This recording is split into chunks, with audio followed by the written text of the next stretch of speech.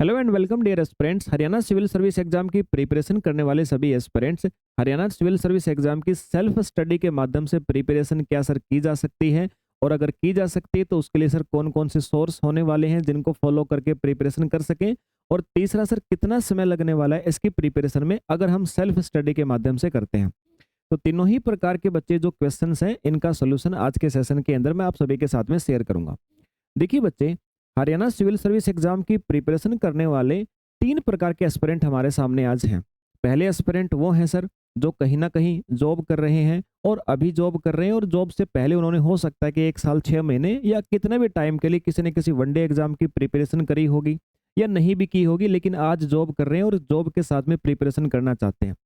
दूसरे एस्पिरेंट बच्चे वे हैं जो सामान्यतः, अब महिलाओं का ही एग्जाम्पल ले सकते हैं कि किसी भी कारणवश मान लो कि कम आयु के अंदर शादी हो जाती है, लेकिन जज्बा बना रहता है कि नहीं हरियाणा सिविल सर्विस एग्जाम की प्रिपरेशन करनी है, यानी हाउसवाइफ जो इस एचसीएस एग्जाम की प्रिपरेशन करना चाहती है, यानी अपने घर के काम के साथ साथ में और प्रिपरेशन करनी है उनको। और तीसरे एस्पिरेंट वे हैं बच्चे जो बिल्कुल फ्रेश अभी 12th क्लास जिन्होंने की है, और 12th क्लास करने के बाद में वो सोच रहे हैं कि ग्रेजुएशन के साथ में प्रिपरेशन कर लें, या कोई बच्चा जो ग्रेजुएशन अभी जस्ट की है वो प्रिपरेशन करना चाहता है। तो तीनों ही प्रकार के एस्पिरेंट के लिए बच्चे मैं आपको बताऊंगा कितने टाइम के अंदर मिनिमम से मिनिमम अगर आप अच्छी मेहनत करते हो तो प्रिपरेशन कर सकते हो, और सोर्स का भी साझा आप सभी के साथ में करूंगा। देखिए बच्चे, पहला सवाल हमारा ये है कि सर सेल्फ स्टडी के माध्यम से क्या एचसीएस की प्रिपरेशन की जा सकती है और कितना कठिनाई का अनुभव हमें होगा। देखो बच्चे, मैं अगर एनालाइज करूं हरियाणा सिविल सर्विस एग्जाम के जो पिछले 3 या 4 बार हमारे पास में फॉर्म आए हैं, मतलब मेरी लाइफ ड्यूरेशन के अंदर जो 3 से 4 बार बच्चे फॉर्म्स मैंने देखे हैं, और बच्चों का सिलेक्शन या जो बच्चे सेलेक्ट हुए हैं उनके इंटरव्यूज भी मैंने देखे हैं। तो बच्चे, मैं आपको गारंटीड कह सकता हूं कि जिस भी कोचिंग सेंटर वालों के पास में जाकर के उनके इंटरव्यू हुए हैं, तो आप ये मत समझिएगा सर कि उन बच्चों के सिलेक्शन में सबसे ज़्यादा कंट्रीब्यूशन उस कोचिंग सेंटर का है। अगर मेरे प्लेटफॉर्म पे मेरे सेशन के अंदर कोई ऐसा एस्पिरेंट आता है जो आज सफल हो चुका है, तो हमारा ये उद्देश्य होता है कि आप तक उनके माध्यम से नॉलेज पहुंचाए। ये बिल्कुल भी उद्देश्य नहीं है बच्चे, ये बिल्कुल भी और तथ्य भी नहीं है कि अगर मेरे सामने वो सेशन में बैठे हैं तो मेरी ही कोचिंग से पढ़ के गए होंगे।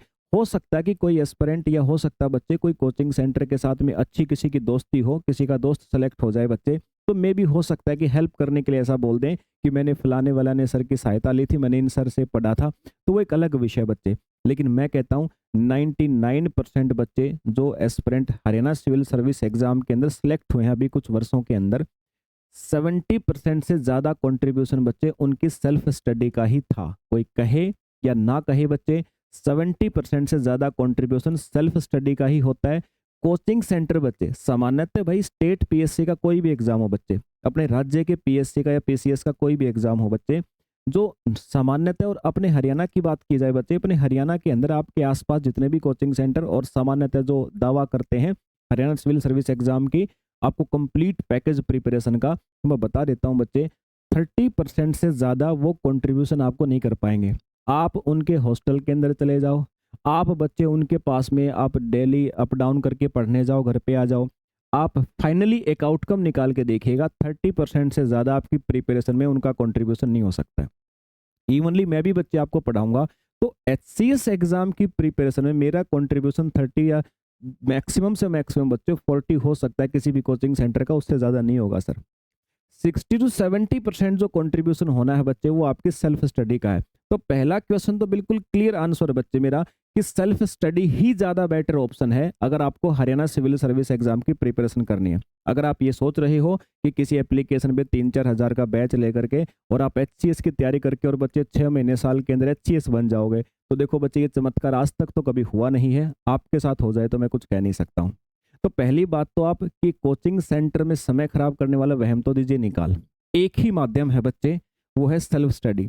हाँ सर, कोचिंग सेंटर का क्या फायदा, देखो वनडे एग्जाम में पूरा फायदा होता है बच्चे कोचिंग सेंटरों का, लेकिन हरियाणा सिविल सर्विस में आपको 30% ये बेनिफिट होगा अगर आप बिल्कुल ही बिगिनर हो बच्चे, आपने किसी वनडे एग्जाम की आज तक कभी प्रिपरेशन नहीं करी है, तो आपको कोचिंग सेंटर बेनिफिट कर सकता है बच्चे। 30% यानी कि अगले 70% को समझने के लिए पहले 30% जो होता है बच्चे वो बेस बना सकता है आपका एक कंपटीशन एग्जाम में किस प्रकार से क्वेश्चंस पूछे जाते हैं, या आप जब सेल्फ स्टडी करने के लिए बैठोगे बच्चे तो कुछ प्रतिशत आपको क्या कर सकते हैं सर, कुछ समझने में सहायता कर सकते हैं। बाकी इसके अलावा बच्चे आगे की जो 70% जर्नी है ना, वो आपने स्वयं ही तय करनी है। अब कई बार ऐसा होता है कुछ एस्पिरेंट की अंडरस्टैंडिंग अच्छी होती है। जब एस्पिरेंट की अंडरस्टैंडिंग अच्छी है बच्चे, तो पहला 30% कोई बहुत बड़ी बात नहीं है, आप वो भी कर सकते हो। इतना कह सकते हो कि पहला 30% आप कोचिंग की सहायता से करोगे, हो सकता है कि थोड़ा सा कम समय में कवर कर लो बच्चे, अगर कोचिंग सेंटर के अंदर आपको योग्य टीचर मिलते हैं तो। और नहीं तो बच्चे वो 30% आपको लगेगा कि कर लिया होगा, 15 भी नहीं है आपका। तो मैं आपको पर्सनली बच्चे ये सजेस्ट करूंगा, सेल्फ स्टडी करें, क्योंकि मेंस एग्जाम में ऐसे राइटिंग करनी है। और अगर शुरुआती दौर में आपने बच्चे शॉर्टकट लिया तो मेंस एग्जाम में जाकर के फंस जाओगे, फिर ऐसे राइटिंग में आपकी समझ उतनी मिलेगी नहीं, क्योंकि प्री एग्जाम तो बच्चे हो जाता है, लेकिन मेंस के अंदर जाकर के आपको समस्या होती है। तो बच्चे सेल्फ स्टडी के माध्यम से बहुत आसानी से कर सकते हो। अब सर दूसरी बात आती है, फिर सोर्स कौन से होने वाले हैं और टाइम कितना लगेगा बच्चे, उसको अब मैं आप सभी को विस्तार से यहाँ बताने वाला हूँ। उसी के बारे में बच्चे विस्तार से बताऊंगा। देखो, मैं आपको सभी बुक्स के बारे में, या जो जो सोर्स आपके रहने वाले हैं बच्चे, जिनके माध्यम से आपको सेल्फ स्टडी से प्रिपरेशन करना है, वो बताने से पहले मैं पहले एक बार थोड़ा सा ओवरव्यू आपको बता देता हूँ, जो आप पहले से हो सकता है जानते भी होंगे, कि सर 3 स्टेज जो होते हैं, यानी मैं आपको बुक्स के सोर्स बताऊंगा, उससे पहले ये बताता हूं कि मैं किस चीज के सोर्स आपको बताने वाला हूं, इसलिए मैं इन सारी चीजों को एक बार रिपीट कर रहा हूं। देखिए बच्चे, प्रीलिम्स एग्जामिनेशन, मेंस एग्जामिनेशन और इंटरव्यू, 3 स्टेज के अंदर आपका हरियाणा सिविल सर्विस एग्जाम जो है वो आपको कंडक्ट करवाता है। यानी 3 स्टेज से आपको गुजरना होता है बच्चे सिविल सर्वेंट बनने के लिए। जो आपका प्रीलिम्स एग्जामिनेशन होता है बच्चे, इसके अंदर 2 पेपर होते हैं सर, एक ही दिन में, एक सुबह एक शाम को, मतलब 2-1 घंटे का कुछ इसके बीच में आपको ब्रेक मिलेगा बच्चे। तो एक जीएस का पेपर होता है, एक सीसेट नाम से होता है बच्चे। सीसेट नाम से जो आपका एग्जाम होता है ना प्यारे बच्चों, अभी मैं आपको बताऊंगा सिलेबस क्या होता है सर, इसके अंदर क्या क्या पूछा जाता है। जनरल स्टडी के अंदर बच्चे ईच एंड एवरी सब्जेक्ट के नाम आपको बताऊंगा और उन सबके सोर्स भी बताऊंगा। तो बच्चे प्रीलिम्स एग्जामिनेशन जो होता है आपका, एक ही दिन में 2 पेपर होंगे, एक जनरल स्टडी का होगा, एक सीसेट का होगा। जनरल स्टडी का जो होगा बच्चे, उसमें 100 क्वेश्चन आपके आएंगे, है ना। एक क्वेश्चन लगभग 2 नंबर का होता है। बाकी ये किसी न किसी वर्ष चेंज भी हो सकता है, कभी 1 नंबर का भी हो सकता है, क्योंकि कुछ राज्यों में ऐसा परिवर्तन हमें देखने को मिला है। तो बच्चे वैसे सामान्यतः 2 नंबर का एक क्वेश्चन, यानी कि सर 200 नंबर का आपका पेपर होता है जनरल स्टडी का। 2 घंटे का आपको समय दिया जाता है इन क्वेश्चंस को सोल्व करने के लिए। अब दूसरा पेपर जो सी सेट होता है बच्चे, इसके अंदर भी सेम टू सेम प्यारे बच्चों, इसके अंदर भी सेम टू सेम आपको 100 क्वेश्चन देखने को मिलेंगे और वही 2 घंटे का टाइम होगा, सेम वही पैटर्न होगा बच्चे। सी सेट के अंदर क्या पूछा जाएगा अभी मैं आपको डिस्कस करूंगा। जनरल स्टडी के अंदर कौन कौन से सब्जेक्ट होंगे वो भी आपको सारे डिस्कस करूंगा। लेकिन फिलहाल मैं ये बताता हूं बच्चे कि ये सी सेट वाला जो पेपर होगा ना, इसमें आपको केवल और केवल 33% मार्क्स लेने होते हैं, इसको केवल क्वालिफाई करना होता है सर। और ये इतना आसान होता है, आप पेपर से 15 दिन पहले भी बच्चे इसको पढ़ोगे ना, अगर आप एग्जाम से 15 डेज पहले ही बच्चे इसको पढ़ोगे तो भी आप कर दोगे इसको, इसके लिए बेफिक्र रहिए आप, है ना। जनरल स्टडी की अगर हम बात करते हैं सर, इसके अंदर बच्चे आपको समथिंग समथिंग ये मान सकते हो कि अगर 100 क्वेश्चन है तो 100 क्वेश्चन में से आपको 70 क्वेश्चन ठीक करने ही पड़ेंगे सर, है ना। अगर कोई गलत नहीं करो तो 70 ठीक कर दोगे ना बच्चे, तो आपका काम चल जाएगा सर।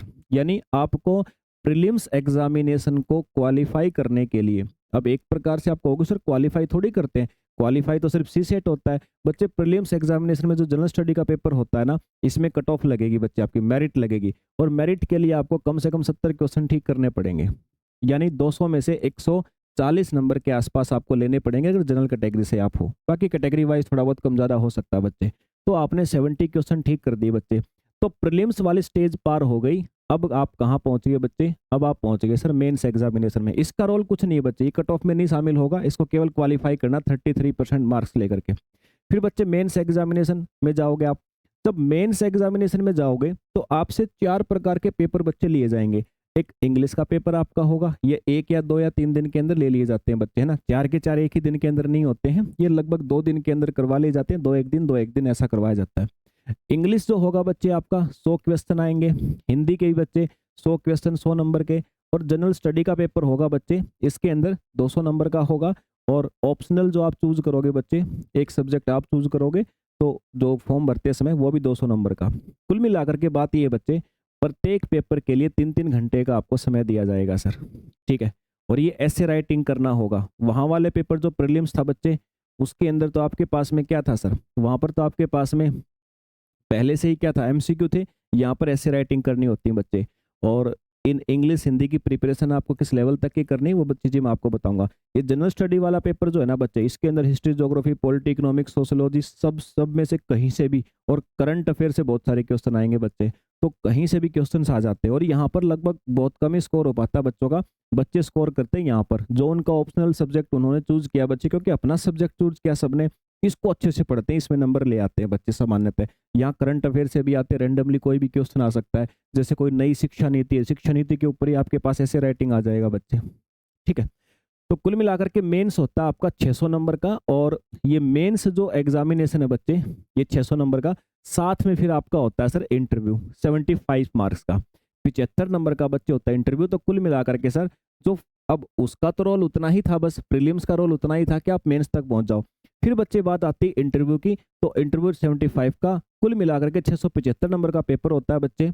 और अगर आपने मेंस और इंटरव्यू दोनों को मिलाकर के, अगर आप जनरल कैटेगरी से हो, आपने नंबर ले लिए बच्चे 400, तो सर आपका बेड़ा पार है, आप बन गए सिविल सर्वेंट। आपको लगभग 400 नंबर लेने होते बच्चे अगर आप जनरल कैटेगरी से हो, थोड़े बहुत कम भी हो जाता है कट ऑफ। और अगर आप रिजर्व कैटेगरी है, अच्छी खासी छूट आपको मिलती है, तो समथिंग आपका 300 नंबर के आसपास भी सिलेक्शन हो जाता है बच्चे, ठीक है ना। ध्यान रखें इस बात को आप। तो 400 के आसपास का आपका टारगेट है सर। अब यही 400 कैसे लेने हैं, कौन कौन से सोर्स का उपयोग करना है सर, कौन कौन से स्रोत का उपयोग करना है, कितना टाइम लगने वाला है, आ जाइए फिर मैं आपको वो बातें समझा देता हूँ सर। देखिए भाई, प्रीलिम्स की अगर मैं बात करूं, तो प्रीलिम्स एग्जामिनेशन के अंदर बच्चे आपके पास में जनरल स्टडी का पेपर होता है। इसके अंदर आपके जो मैक्सिमम क्वेश्चंस होते हैं सर वो 100 होते हैं, और मैक्सिमम मार्क्स बच्चे आपके 200 नंबर होते हैं। 2 घंटे का आपको समय मिलता है इसके अंदर। सब्जेक्ट कौन कौन से होंगे बच्चे, सब्जेक्ट सर हिस्ट्री होगा, पॉलिटी होगा, ज्योग्राफी होगा, इकोनॉमिक्स होगा, केमिस्ट्री होगा, बायोलॉजी होगा, फिजिक्स होगा, current affair, Haryana GK, static GK और ईवीएसटी यानी एनवायरनमेंट। आर्ट एंड कल्चर भी होता है बच्चे, लेकिन मैंने इतिहास के अंदर शामिल कर दिया है। बहुत ज्यादा अलग से क्वेश्चन नहीं आते, एक आधा क्वेश्चन आता है बच्चे हिस्ट्री में ही आता है, ध्यान रखेंगे इस बात को आप। इसलिए बहुत भारी भरकम किताब भी पढ़ने की आवश्यकता नहीं है, मैं उसके लिए आपको तरीका बताऊंगा कैसे सोल्व करना है। देखो बच्चे, अब आती है सर जीके जीएस में हमारे पास में कौन सा सब्जेक्ट ज्यादा आता है। देखो भाई, वैसे तो वैरायटी होती है बच्चे, किसी भी वर्ष कोई दूसरा सब्जेक्ट कम आ सकता है, कोई सब्जेक्ट ज्यादा आ सकता है। सिविल सर्विस का पेपर है, हमेशा ये कोशिश रहती कमीशन की कि वो आपसे ऐसी चीजें पूछे जो आप एक्सपेक्टेशन नहीं करियो कि यहाँ से इतने पूछेगा, यहाँ से इतने पूछेगा। लेकिन वैसे अभी रिसेंटली बच्चे, अभी रिसेंटली जो आपसे नंबर ऑफ क्वेश्चंस पूछे गए थे ना, हिस्ट्री से 23 क्वेश्चन आए थे अभी बिल्कुल रिसेंटली वाले अच्छी के पेपर में। पॉलिटी से 17 क्वेश्चन पूछे गए थे, ज्योग्राफी से 15 क्वेश्चन पूछे गए थे बच्चे आपके, और इकोनॉमिक्स से आपके 12 क्वेश्चन पूछे गए थे। यानी आप इतना बिल्कुल अनुमान लगा सकते हो कि लगभग सर, लगभग बच्चे आपका 50% के आसपास पेपर, 50% से भी ज्यादा पेपर इन्हीं 4 सब्जेक्टों से बन जाता है। रही खई थोड़ी बहुत कसर होती है बच्चे, वो आपका साइंस वाले सब्जेक्टों से हो जाता है पूरा। फिर बच गया हरियाणा जीके से 5 क्वेश्चन आए थे, स्टैटिक जीके से 4 आए थे बच्चे आपके, सॉरी करंट अफेयर से 5 आए थे, हरियाणा जीके से 4, स्टैटिक जीके से 4 और ईवीएस से 2 क्वेश्चन, एनवायरनमेंट से 2 क्वेश्चन आए थे बच्चों। केमिस्ट्री से 9 आए थे, बायोलॉजी से 8 आए थे, फिजिक्स से 1 आया था। अब की बार भी कह रहा हूँ बच्चे, आपके बायोलॉजी से और केमिस्ट्री से दोनों से ज्यादा आएंगे। सबसे ज्यादा केमिस्ट्री से आने की संभावना ध्यान रखना आपकी बार वाले पेपर में। बाकी इन सब्जेक्टों से तो हमेशा ही ज्यादा रहेंगे, इसमें कोई शक नहीं है सर। तो ये सारे के सारे सब्जेक्ट हैं बच्चे जो आपको पढ़ने हैं, और इंपॉर्टेंस भी मैंने आपको एक प्रकार से बता दी कि कहाँ से कितने क्वेश्चन पूछे जाते हैं। अब इनके बाद में अगर हमारे पास बात करें सर, ठीक है, ये आपने 100 क्वेश्चंस बता दिए सर, और इनमें से 70 का टारगेट हम लेकर के चलेंगे, हमारा ये क्वालिफाई हो जाएगा क्योंकि कट ऑफ इसी पे लगेगी। एक मैंने कहा था सी सेट का होता प्रीलिम्स के अंदर, इसमें बच्चे क्या आता है आपके पास में, मैथमेटिक्स आएगा सर। अभी जो रिसेंटली हुआ है उसमें 26 क्वेश्चन मैथमेटिक्स के थे, और ये 10th लेवल होता है बच्चे। कभी आप सोचो सर कोई अर्थमेटिक एडवांस पता नहीं किस लेवल के आएगा बच्चे, ये मैथमेटिक्स 10th लेवल का। रीजनिंग आएगी बच्चे बच्चों वाली, 66 क्वेश्चन आए थे अभी जो पीछे पेपर हुआ था। इंग्लिश के बच्चे 8 क्वेश्चन आए थे। यानी रीजनिंग ऐसी है सर, मतलब इतना सिंपल सिंपल पूछेगा। और कहोगे सर फिर लेने की क्या आवश्यकता? भाई लेने की आवश्यकता ये है कि कोई बच्चा ऐसा ना हो कि दिमाग से ही पैदल हो और जिक्के के रट्टे मार के आया हो, जिक्के तो उसने निपटा दी हो रट्टे मार के, लेकिन सर वो अनुभव या दिमागी तौर पे क्या पता ठीक ना हो बच्चे। इसलिए थोड़ा सा एनालिटिकल उसका विश्लेषण किया जाता है ब्रेन का, मस्तिष्क का, कि क्या वो ये सारी चीजें सोच पा रहा है कि नहीं सोच पा रहा है। तो इसलिए टेस्ट लिया जाता है बच्चे, और क्वालिफाइंग नेचर होता है बच्चे आपका। इसके अंदर ये भी मैक्सिमम मार्क्स की बात करें 200 नंबर का होता है, 100 क्वेश्चन इसके अंदर बच्चे आपके आते हैं। ठीक है, ओके सर। इसके बाद ये तो हुआ सर प्रीलिम्स एग्जामिनेशन का सिलेबस, या हमें क्या क्या कवर करना है। बाकी बच्चे मैंने पीछे आपको ये तो बता ही दिया था कि जो मेंस एग्जामिनेशन के पेपर, ये इंग्लिश हिंदी आती है sir, general study optional. General study के सब्जेक्ट तो वही होंगे सर जो मैंने अभी आपको बताए, ऑप्शनल आप चूज करोगे कौन सा सब्जेक्ट का पेपर देना आपको। हिंदी इंग्लिश आप जानते हो बच्चे। देखो, मेंस एग्जामिनेशन के लिए अलग से आपको हिंदी इंग्लिश पढ़नी होती है। अब अलग से जो बच्चे आपको हिंदी इंग्लिश पढ़नी है ना, उसको ध्यान रखना।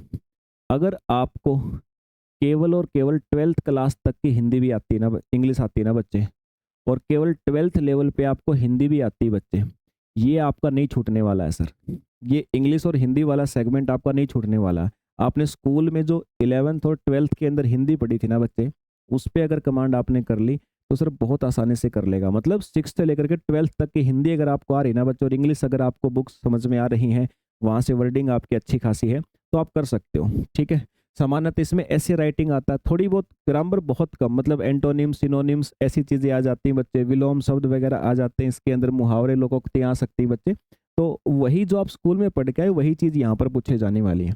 ठीक है, अगर आपको ये बोल दिया जाए ना कि देखो भाई अभी ये 12th क्लास का पेपर है, इसको सॉल्व करके बताओ, तुम कॉन्फिडेंस से लग जाओगे, अरे हाँ सर 12th क्लास तो हमने भी करी थी, अभी सॉल्व कर देंगे। लेकिन तुम्हें ये कह दिया जाए ना भाई HCS का पेपर है, सॉल्व करके बताओ, और HCS का मेंस है, आधे तो तुम वैसे ही टूट जाते हो। लेकिन मैं कह रहा हूँ मेरे भाई 11th 12th का बहुत सारा सिलेबस, और मैं कहता हूँ यार बहुत ज़्यादा सिलेबस 11th 12th का होता है। ऐसे राइटिंग में भी वहीं से काम आती चीज़ें, आपको आधे से ज़्यादा चीज़ें वहीं से काम आती हैं। अगर कॉन्फिडेंस बना करके बैठ के देखना, कभी कंपेयर करके देखना बुक्स के साथ में, आप कहोगे अरे सर ये तो वही चीज़ें हैं, लेकिन सर पहले ही कॉन्फिडेंस हार जाते हैं, HCS का मेंस एग्जामिनेशन। मेरे भाई असफल वो बच्चे होते जिन्होंने कभी तैयारी ही नहीं करी, और जिसने भी इत्मीनान से लगातार तैयारी करी ना मेरे भाई, असफल नहीं होता बच्चा। एक राज्य में नहीं तो दूसरे राज्य के अंदर नौकरी उसको पक्का मिलती है, ये ध्यान रखें आप इस बात को। ओके सर, तो ये बात तो मैं आपको बता ही चुका था पहले। अब मेन बात है सर बुक्स के बारे में बताओ, सोर्स कौन कौन से सोर्स हैं सर, कहाँ कहाँ से हमें तैयारी करनी है। देखो भाई, अगर मैं एक ही सोर्स आपको ऐसा बता दूं कि जिस सोर्स से, अच्छा अभी जो मैं बताऊंगा ना आपको बच्चे, ये जो प्रिपरेशन के लिए जो सारी चीजें मैं आपको बता रहा हूँ, एक बात आप ध्यान रखना, ये मैं, देखो ये तो आपके पास में पहले ही समझा चुका आपको कि कौन से सब्जेक्ट से कितने क्वेश्चन आए थे। अभी मैं आपको बुक्स के नाम बताता हूँ बच्चे, और अभी जो मैं आपको बुक्स बताऊंगा, ये बुक्स मैं सिर्फ प्री एग्जाम के लिए नहीं बताऊंगा, प्री प्लस मेंस दोनों की प्रिपरेशन साथ में ही करनी पड़ेगी बच्चे आपको, और दोनों के ही पर्पज से मैं आपको बताने वाला हूँ। देखो भाई, इतिहास की अगर बच्चे हमारे द्वारा बात करी जाए, तो सर सबसे पहला सोर्स जो आपका 60% या 70% से भी ज्यादा कवर करवा देगा, वो है सर आपका 6th क्लास से लेकर के और 12th क्लास तक की NCERT पढ़ लेना बच्चे।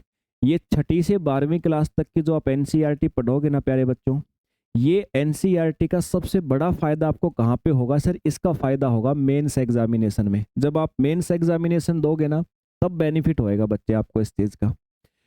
ठीक है सर, आपने कह दिया 70% से ज्यादा चीजें तो यहीं से कवर हो जाएंगी हमारी। प्लस में सर हम अपने ज्ञान को, सोचने के दायरा बढ़ाना होगा, क्योंकि मेंस में हमें अलग अलग डायमेंशन से लिखना होता है। तो सर दायरा कैसे बढ़ाएंगे, तो बच्चे आपको है ना एंशियंट इंडिया के लिए एक राइटर बता रहा हूँ, राम शरण शर्मा। राम शरण शर्मा, इनकी एंशियंट हिस्ट्री की बुक ले लेना बच्चे। और सतीश चंद्रा, इनकी बच्चे मेडाइवल मध्यकालीन इतिहास की बुक ले लेना। और स्पेक्ट्रम जो है बच्चे, स्पेक्ट्रम जो है वो आप आधुनिक भारत के ले लेना। मैं इतना कहता हूं बच्चे कि NCERT पढ़ने के बाद में इनको हल्का फुल्का एक बार रीडिंग भी मार दोगे ना कहानी की तरह से, तो भी काम चल जाएगा सर। रटनी नहीं है सर इनको, सिर्फ कहानी समझ के पढ़ना है बस, और ये कहानी की फॉर्म में मिलेंगे आपको। स्पेक्ट्रम थोड़ी फैक्चुअल है, बाकी कहानी की फॉर्म में मिलेंगी। तो ये हिस्ट्री के लिए बच्चे। अब कहोगे सर आपने आर्ट एंड कल्चर भी कहा था, है ना, कला एवं साहित्य। तो बच्चे ये हिस्ट्री की जो बुक्स पढ़ोगे ना आप एनसीईआरटी, इसके अंदर उतना आर्ट एंड कल्चर के बारे में आपको कुछ टॉपिक्स मिल जाएंगे जिनसे आपके एग्जाम में क्वेश्चन 100% आ जाएगा। तो मैं नहीं कहूँगा आपको बच्चे कि आप अलग से नितिन संघानिया को पढ़ो अभी के लिए। फिर भी किसी का मन करे नहीं सर मुझे तो आर्ट एंड कल्चर के लिए अलग से पढ़नी है, तो भाई बिना सोचे समझे दृष्टि दृष्टि पब्लिकेशन की आर्ट एंड कल्चर की अलग से बुक आती है, उसको लेकर के पढ़ लेना बच्चे, 100% आपका बेड़ा पार हो जाएगा। तो ये तो मैंने बताया बच्चे हिस्ट्री के लिए क्या क्या पढ़ना है। पॉलिटी की अगर मैं प्यारे बच्चों आपसे बात करूं, ठीक है, पॉलिटी की अगर मैं बात करूं बच्चे, पॉलिटी के अंदर नो डाउट देखो नाम घिसा पिटा सा हो गया है। अक्सर व्यक्ति ये भी कह देता है लक्ष्मीकांत पढ़ने की चीज़ थोड़ी है, बहुत कॉम्प्लिकेटेड है। मेरे भाई मैं फिर भी कहता हूँ एम लक्ष्मीकांत, हर प्रॉब्लम का एक ही सॉल्यूशन एम लक्ष्मीकांत, हर प्रॉब्लम का एक ही सॉल्यूशन है बच्चे एम लक्ष्मीकांत। ये पॉलिटी के लिए पढ़ लेना, इससे बेड़ा पार हो जाएगा। किसी को समझ में ना आए तो आप पॉलिटी के लिए बच्चे फिर दृष्टि पब्लिकेशन पढ़ सकते हो, थोड़ी सी आसान लैंग्वेज है, मतलब एम लक्ष्मीकांत को ही आसान शब्दों में आप मान सकते हो कि दृष्टि पब्लिकेशन की बुक आपको दिखने को मिल जाएगी। ज्योग्राफी के लिए बच्चे, अच्छा पॉलिटी के लिए भी ये ध्यान रखना आपको 6th to 12th क्लास तक की बुक्स तो पढ़नी है। हालांकि 6ठी से लेकर के 12वीं तक हर क्लास में आपको पॉलिटी नहीं मिलेगी, या बहुत बेसिक स्तर पे मिलेगी जो लगेगा भी नहीं कि पॉलिटी पढ़ रहे हो आप। लेकिन जिस जिस क्लास में भी पॉलिटी की बुक्स लगती हो 6ठी से 12वीं, वो सारी आपने वो तो एनसीईआरटी पढ़नी ही है बच्चे हर हालत में, ठीक है। एनसीईआरटी पढ़ने के बाद आपका मोर देन 50-60% काम हो जाता है बच्चे, मैं आपको बता देता हूँ। फिर ये हेल्प बुक सिर्फ आपको अपने सोचने के दायरा बढ़ाने के लिए यूज करनी होती है।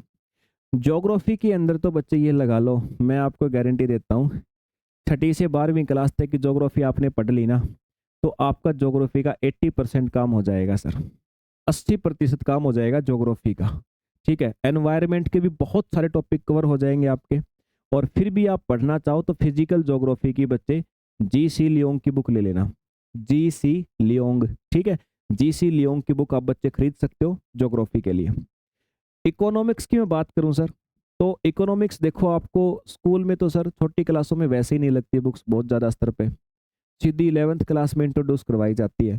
तो मैं आपको एक ही बात कहूँगा बच्चे, इकोनॉमिक्स के लिए है ना आप रमेश सिंह को पढ़ लेना, है ना, रमेश सिंह की बुक को बच्चे आप पढ़ सकते हो। या फिर इससे भी बेटर आप कहो सर आसान शब्दों में इकोनॉमिक्स कैसे सीखा जा सकता है, तो मेरे भाई मैं कहूँगा आपको फिर इकोनॉमिक्स आप दृष्टि पब्लिकेशन से पढ़ लो। देखो दृष्टि पब्लिकेशन ने किया क्या सर, इन्होंने यही किया, मार्केट की जितनी भी किताबें थी ना उन्होंने पहले ऑब्जर्वेशन किया कि बच्चों को कठिनाई क्या आ रही है। उन्होंने देखा कि कठिनाई आ रही है इनकी टर्मिनोलॉजी के अंदर, इनकी टर्म्स मुश्किल हैं और कुछ डाटा ऐसा है जो आवश्यकता से ज़्यादा है। तो बच्चे उन्होंने क्या किया, उसी चीज़ पे काम करके और अपनी बुक बना दी, और जो परेशानियां थी बच्चों को वही निपटा रखी इन्होंने। तो बच्चे आप इकोनॉमिक्स की दृष्टि पढ़ लोगे तो और आसान पड़ेगा आपको। फिर सर केमिस्ट्री, बायोलॉजी और फिजिक्स, देखो भाई अब तक तो मैं आपको नहीं बोलता था कि आप 11th 12th की भी पढ़ो, लेकिन बच्चे मैं आपको साफ साफ कह रहा हूँ सर 6ठी से लेकर के 12वीं क्लास तक की एनसीईआरटी, एनसीईआरटी आपको हर हालत में पढ़नी पड़ेगी सर। सिर्फ एनसीईआरटी पढ़ना, 6ठी से 12वीं तक की एनसीईआरटी पढ़ना बच्चे। बाई चांस आपको लगे सर हमारा साइंस बैकग्राउंड है ही नहीं सर, तो 11th 12th की तो हमें समझ में नहीं आ सकती हैं बुक्स, तो बच्चे फिर मैं आपको एक सजेशन दूंगा कि भाई 6ठी से 10वीं क्लास तक की जो साइंस की बुक्स है ना उनको तो आप स्वयं से पढ़ लो, और उसके बाद 11th और 12th में 11th और 12th में जो जो टॉपिक्स दिए हुए हैं ना, जिन जिन कंसेप्टों के नाम दिए हुए हैं उन कंसेप्टों को यूट्यूब पे सर्च कर करके सीखो। लेकिन करना पड़ेगा भाई, 6ठी से 10वीं सर बहुत कम चांस है कि सारे क्वेश्चन साइंस के आएंगे। मान लो आपके 15 क्वेश्चन साइंस में से पूछे गए, 15 में से मान लो बच्चे कि 7 क्वेश्चन तो आपके 10वीं लेवल के आ गए, 5 क्वेश्चन आ गए आपके 11th 12th लेवल के, क्या कर लोगे बच्चे, बहुत बड़ा नुकसान हो जाएगा सर, इतना नहीं ले सकते हो आप बिल्कुल भी। बाकी हाँ ये ऑप्शन है कि साइंस है ना आप खुद से पढ़ने की बजाय किसी टीचर का बैच परचेज कर लेना सर, 500 400 300 200 रुपए का आ जाता है आजकल ऑनलाइन, किसी भी टीचर का जो आपको अच्छा लगे। आपको मेरे से पढ़ना है सर, आप मेरी संसार में एप्लीकेशन पे कर सकते हो कोर्स, नहीं तो सर जो आपको जिस टीचर से आप पहले ही पढ़ते आ रहे हो जिसके साथ आपका जुड़ाव अच्छा है, आप उस टीचर से सर लेकर के पढ़ सकते हो, कोई इश्यू नहीं है सर। लेकिन साइंस आप सहारा ले लेना बच्चे, साइंस और इकोनॉमिक्स ऐसे थोड़े सब्जेक्ट हैं बच्चे, इनिशियल स्टेज पे टीचर का सहारा ले लो, वो 30-40% आपका बेस बना देगा। फिर आप ये बुक पढ़ लेना, काम चल जाएगा आपका, बुक समझ में आ जाएंगे आपको। अच्छा सर, करंट अफेयर के लिए तो भाई आपको मंथली प्रतियोगिता दर्पण पढ़नी पड़ेगी, पीडी के नाम से बोलते हैं उसको। और इसके अलावा बच्चे एक ईयरली बुक आती है, जब आपका पेपर हो ना, पेपर के 2-3 महीने पहले खरीद लेना, मनोरमा। मनोरमा नाम से बच्चे पूरे साल की एक आती है बुक, ये करंट अफेयर की, उसको पढ़ लेना सर, ठीक है। और अभी अगर आप प्रिपरेशन शुरू कर रहे हो तो करंट अफेयर बच्चे अपने संसारम यूट्यूब चैनल के ऊपर, करंट अफेयर तो बच्चे हर रोज आपके पीएससी लेवल तक की, हर रोज रात को 8 से 9 बजे अपने सर क्लास लेते हैं, उनकी क्लास अपने अरेंज कर रखे आप सभी के लिए। तो वहां से आप डेली की आप शुरू कर सकते, जनवरी से लग जाओ बच्चे, और पेपर में आपके लगभग 6 महीने लग जाएंगे 2025 वाले में, तो अभी से शुरू कर सकते हो। हरियाणा जीके के लिए कोई सोचने की आवश्यकता नहीं, कोई बुक मार्केट से आंख बंद करके उठा लेना, उससे काम चल जाएगा तुम्हारा। स्टैटिक जीके बच्चे, स्टैटिक जीके के लिए भी है ना, आप मार्केट की बुक मत खरीदो बच्चे। स्टैटिक जीके के लिए आप सिर्फ इतना करो कि बच्चे एप्लीकेशन डाउनलोड करो संसारम, ये संसारम एप्लीकेशन डाउनलोड करो। एप्लीकेशन डाउनलोड करके वहाँ पे चैट सेक्शन में जाओ, और चैट सेक्शन में जाके बोलो सर एचसीएस एग्जाम के लिए स्टैटिक जीके और बस एक मैसेज कर दो बच्चे। आपको कोई भी कॉस्ट नहीं लगेगा, विदाउट एनी कॉस्ट, आपको फ्री ऑफ कॉस्ट बच्चे, जो भी एचसीएस के एस्पिरेंट हैं, विदाउट एनी कॉस्ट आपको उसके अंदर ऐड कर दिया जाएगा बैच के अंदर। और बच्चे जितने भी टॉपिक्स हैं, लगभग 50+ टॉपिक्स आपके होंगे, वो सारे के सारे आपको बेहतरीन पीपीटी की सहायता से करवा दिए जाएंगे, ठीक है, ये तो भूल जाओ। एनवायरनमेंट की बात करते हो बच्चे, आप ये जो बायोलॉजी की बुक पढ़ोगे ना 12th क्लास की, 11th 12th क्लास वाली जो आप बायोलॉजी पढ़ोगे बच्चे, उसके अंदर एनवायरनमेंट के कुछ टॉपिक होते हैं जीव विज्ञान में, उनसे आपका सारा कवर हो जाएगा, अलग से कुछ करने की आवश्यकता नहीं है, ठीक है। तो ये तो बच्चे मैंने आपको नाम बताया, यहाँ लिखे हुए पे भरोसा मत करना, मैं जो बोल रहा हूँ अपनी कॉपी के अंदर नोट करते चलना बच्चे। और सर ये तो ठीक है, आपको कि सर प्रीलिम्स और मेंस मैंने दोनों का बता दिया बच्चे, जो बुक्स मैंने बोली हैं इतना पढ़ लोगे तो भाई साहब इंटरव्यू में वहां पर तुम इंटरव्यूअर का भी इंटरव्यू ले पाओगे, इतनी बता रहा हूँ तुम्हें, इतना नॉलेज हो जाएगा आपको। लेकिन सर एक भी बच्चा बता दो कितने बच्चों ने ये पढ़ ली है सर?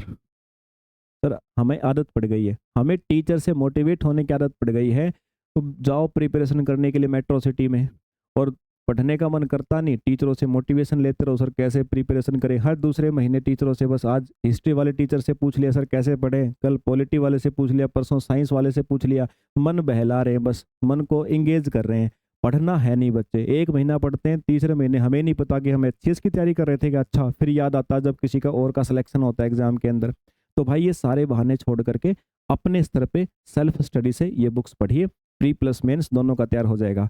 ऐसे राइटिंग के लिए मैं एक सेशन अलग से तैयार करूंगा आप सभी के लिए, वहां पर फिर ऐसे राइटिंग का आपको बताऊंगा बच्चे कैसे, एक पहले भी मैंने सेशन लिया था, और ऐसे राइटिंग के लिए तो बच्चे फिर मैं आपको एक और सेशन अभी तैयार करूंगा, और कुछ ऐसे के भी नाम बताऊंगा, ठीक है सर।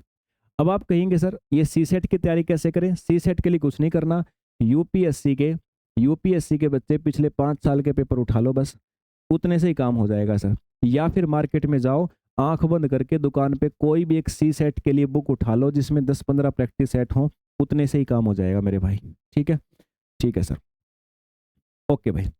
अब बात आती है सर कि टाइम कितना लगेगा। देखो अभी 3 कैटेगरी में मैंने एस्पिरेंट को डिवाइड किया था, अभी फिर से उसी के हिसाब से बता रहा हूँ, 3 कैटेगरी के अंदर मैंने एस्पिरेंट्स को डिवाइड कर रखा है मेरे भाई। एक वो एस्पिरेंट हैं जो 6 महीने में भी प्रिपरेशन कर सकते हैं, 6 महीने के अंदर भी प्रिपरेशन कर सकते हैं। कुछ बच्चे ऐसे हैं जिनको लगभग 11 महीने के आसपास लग जाएंगे प्रिपरेशन करने में, और कुछ ऐसे भी होंगे बच्चे जिनको 18 महीने के आसपास लग जाएंगे सर। देखो भाई, जिन एस्पिरेंट ने पिछले 1 साल 1.5 साल के अंदर अंदर किसी न किसी वनडे एग्जाम की तैयारी करी है, अभी हाल ही में साल 6 महीने पहले जिन्होंने किसी न किसी वनडे एग्जाम की तैयारी करी है और अभी जॉब कर रहे हैं, लेकिन अभी कुछ टाइम पहले तैयारी करी थी, तो बच्चे उनके लिए ये सारा काम 6 महीने में हो सकता है सर। क्योंकि अभी जो को प्री एग्जाम में ही 6 महीने लगेंगे कम से कम, और मेरी मानो तो 6 से भी ज़्यादा लगेंगे, ठीक है। फिर मेंस के लिए थोड़ा टाइम मिलेगा आपको, महीने 2 महीने का।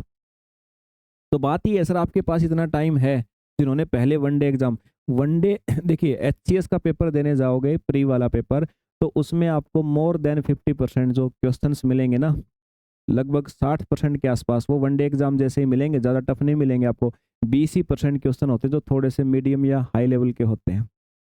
तो आप उसका भी फ़ायदा मिलेगा और बुक्स की रीडिंग करोगे तो उससे आप इतना डाटा निकाल लोगे बच्चे कि आराम से निकाल दोगे 6 महीने के अंदर। ठीक है, प्री एग्ज़ाम तो हो जाएगा, मेंस के लिए आपको ये 6 महीने के अंदर, मतलब प्री के लिए आपको बहुत ज़्यादा पढ़ने की आवश्यकता नहीं पड़ेगी। हम देखें तो सिलेबस बहुत बड़ा है, लेकिन जब प्रिपरेशन करके एग्ज़ाम देंगे ना बच्चे, फिर उस समय भी इतना बड़ा नहीं लगेगा आपको। आप देखोगे खुद स्वयं लगेगा आपको, अरे ये तो बहुत आसान था, मैं तो बहुत कुछ ज़्यादा ही पढ़ के आया था। तो 6 महीने के अंदर वो बच्चे, अब नीड क्या पड़ेगी सर इनको? देखो, अगर सबसे बेस्ट तो ये है कि मैंने आपको बता दिया ये बुक्स को कौन-सी किताब को कितने घंटे कब पढ़ना है। अगर आप खुद से मैनेज कर लो, बता तो मैं दूँगा, आप मेरे पास कॉल करोगे तो भी मैं आपको समझा दूँगा। अगर आप खुद से मैनेज कर लो बच्चे, तो सबसे बेस्ट है, आप कर लोगे 6 महीने के अंदर तैयारी। बाई चांस आपको लगे, सर खुद से तो रूटीन फिर से वही 20वें दिन, 15वें दिन फिर से रूटीन टूट जाएगी, तो बच्चे फिर मैं आपको दूँगा सर गाइडलाइन, है ना? फिर मैं दूँगा बच्चे आपको गाइडलाइन, और गाइडलाइन के लिए फिर से बच्चे आपको तरीका यही अपनाना पड़ेगा, संसारम, ठीक है? ये संसारम बच्चे आपको यही तरीका आपको अपनाना पड़ेगा सर। और इसके अंदर आपको गाइडलाइन बैच दिखेगा बच्चे, जिसके अंदर आपको 2200 रुपये, आपको 2200 रुपये पे करने पड़ेंगे बच्चे, और जिसके अंदर लगातार 6 महीने तक, प्यारे बच्चों, लगातार 6 महीने तक डेली का जो आपका रूटीन होगा, डेली आपको क्या पढ़ना है, कौन सी बुक से कितना कवर करना है, और हर वीक के सैटरडे को जितना आपने पढ़ा है उसका टेस्ट मैं लूँगा बच्चे, और साथ में आपको वीकली एक-एक एस्से मैं देता जाऊँगा, ताकि एस्से राइटिंग की प्रैक्टिस आपकी होती चले। ये मेरे द्वारा आपको मेंटेन किया जाएगा, पूरी तरह से बच्चे गाइड किया जाएगा, यानी मेरी गाइडेंस में तैयारी होगी बच्चे। ये फीस उसकी लगेगी बच्चे, ये लेनी मेरी ज़रूरी है, क्योंकि इसके बिना तुम फिर भी 1 हफ्ते 10 दिन के बाद फिर भाग जाओगे, मुझे पता है रूटीन टूटेगी। जब तक तुम्हारी जेब से कुछ नहीं जाएगा बच्चे, तुम्हें याद नहीं रहेगा कि तुम किस पर्पज़ से लगे हुए हो। अगर बच्चे ये 11 महीने वाली गाइडेंस, ये 11 महीने में प्रिपरेशन किसकी हो सकती है? जो बच्चे हाउसवाइफ, मैंने आपको कहा था कि सर शादी-वादी किसी भी रीज़न से हो गई थी, प्रिपरेशन नहीं कर पाई थी, अब करना चाहती हैं, तो बच्चे उनके लिए 11 महीने का ये स्ट्रेटजी प्लान है मेरे पास में। और अगर स्वयं से कर लें तो बहुत अच्छी बात है, लेकिन आपको आवश्यकता पड़ेगी एक गाइडेंस के लिए बच्चे, आपको एक मेंटर की आवश्यकता ज़रूर पड़ेगी, जो आपको टूटने ना दे। जब आप हर 10वें 11वें दिन आप कमज़ोर फ़ील करो, आपकी अंदर का जो साहस टूटे बच्चे, प्रिपरेशन के दौरान नेगेटिविटी आए, तो बच्चे फिर मेंटर की आवश्यकता पड़ेगी ही पड़ेगी सर, है ना? आपको मोबाइल से भी तो आपको दूर करना है। तो बच्चे ये 11 मंथ वाली जो आपका स्ट्रेटजी प्लान है, ये भी आप कर सकते हो बच्चे। इसके लिए बच्चे ये 2500 रुपये आपको पे करने पड़ेंगे एप्लीकेशन पे, संसार में एप्लीकेशन पे जाके एचसीएस वाले बैच में। तो बच्चे ये आपको 11 महीने के लिए गाइडेंस होगी। फिर अगर जो बच्चा बिल्कुल अभी शुरू कर रहा है और चाह रहा है कि सर मैं कॉलेज भी करता रहूं, या कॉलेज कर लिया तो मास्टर डिग्री कर रहा है और उसके साथ साथ सर मैं प्रिपरेशन भी कर लूं, तो बच्चे फिर आपको 18 महीने के गाइडेंस की आवश्यकता पड़ेगी। खुद से भी कर सकते हो जो मैंने सोर्स बताए, और ऐसा नहीं है कि आप मेरे पास फ़ोन करोगे तो ये गाइडेंस आप मुझसे नहीं लोगे तो मैं आपको नहीं बताऊंगा। आप मेरे पास हफ्ते 10 दिन में वैसे भी कॉल करके इन सब के अलावा भी बच्चे हफ्ते 10 दिन में आप मेरे से अपॉइंटमेंट लेके कॉल कॉल के लिए, तो बच्चे आप मेरे से वैसे भी आप पूछ सकते हो सर, जब आवश्यकता पड़े तब पूछ सकते हो। ये सब चीज़ें हैं उस बच्चे के लिए जो डेली सिर्फ मैं बोलूँ उस हिसाब से पढ़ने वाला हो, उस बच्चे के लिए सारी की सारी चीज़ें हैं बच्चे। तो इसके लिए कितना होगा सर 18 महीने के लिए? इसको बच्चे आपको 3000 रुपये पे करने हैं सिर्फ एप्लीकेशन के ऊपर, और आप फिर मैं आपका जो लगभग 48 आवर्स के अंदर आपका रोड मैप तैयार हो जाएगा, और डेली फिर आपको वही फॉलो करना है। ठीक है बच्चे? तो ये सारी चीज़ें थी आप सभी के लिए आज का सेशन था बच्चे। और सेल्फ स्टडी से आप किस प्रकार से कर सकते हो, जॉब के साथ कर सकते हो, हाउसवाइफ तैयारी कर सकते हैं बच्चे। और इसके अलावा किसी भी प्रकार के रिगार्डिंग कोई भी समस्या आप सभी में से किसी को हो बच्चे, तो आप व्हाट्सअप कर सकते हैं बच्चे, ठीक है? व्हाट्सअप करके, और बच्चे आप कॉल अपॉइंटमेंट टाइम आपको दे दूंगा। मुझे आपकी प्रॉब्लम लगेगी कि मुझे बात करनी चाहिए, तो फिर मैं आपको कॉल के लिए टाइम दे दूंगा बच्चे, और उस टाइम पे आप कॉल करके मुझसे बात कर सकते हैं। कैसे भी दुविधा हो बच्चे, सॉल्यूशन हो जाएगा। तो चलिए बच्चे फिर मिलते हैं दोबारा से किसी सेशन के अंदर। जय हिंद।